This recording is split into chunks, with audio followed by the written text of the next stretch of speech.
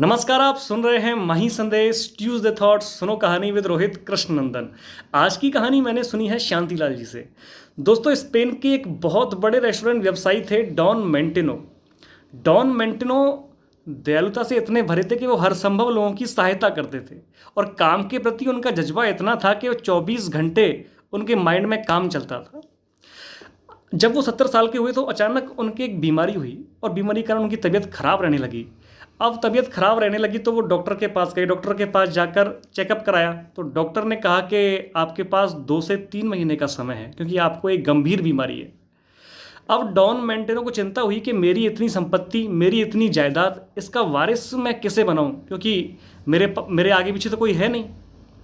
अब डॉन मेंटेनो ने क्या किया कि एक भिखारी का भेष बनाया और जहाँ जहाँ उनके 60 रेस्टोरेंट थे वहाँ वहाँ वो गए। वो जहाँ जहाँ जाते वहाँ वहाँ के रेस्टोरेंट वाले चौकीदार, मैनेजर उनको भगा देते क्योंकि वो वहाँ जाके भिखारी के भेष में खाना मांगते और सब उसको उसको यही बोलते कि जाओ यहाँ से, भागो, तुम्हारे से 36 आते हैं यहाँ। एक डॉन मेंटेनो का राइट हैंड था रोसारियो। उन्होंने रोसारियो को एक रेस्टोरेंट में मैनेजर बना रखा था।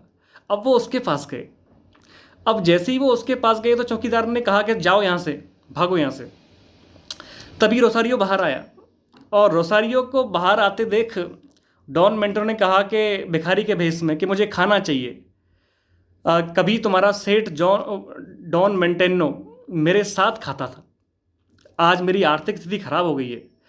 तो रोसारियो कहने लगा कि मेरा सेठ डॉन मेंटेनो, उसकी भी हालत ये है कि हर किसी की सहायता करता रहता है। अगर उसकी उसकी अगर सहायता करता रहा तो मेरे उसके सारे रेस्टोरेंट बिक जाएंगे और जब जाने वो कब मरेगा, और जब वो मरेगा तो उसकी संपत्ति मेरे नाम होगी।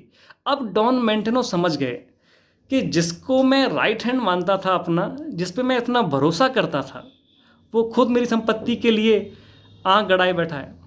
अब वो 59 रेस्टोरेंट तक गए जहाँ उनको निराशा हाथ लगी। अब एक 60वां रेस्टोरेंट बचा था। अब वो वहाँ गए।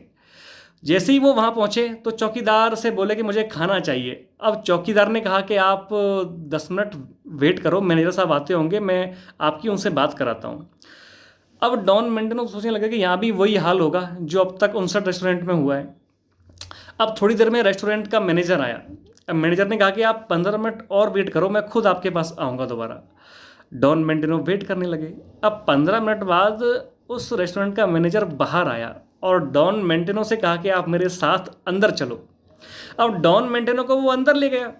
अंदर ले जाकर एक बड़ी टेबल पर खाना लगा हुआ था। उसने डॉन मेंटेनो से कहा कि आओ, हम दोनों यहाँ साथ भोजन करेंगे।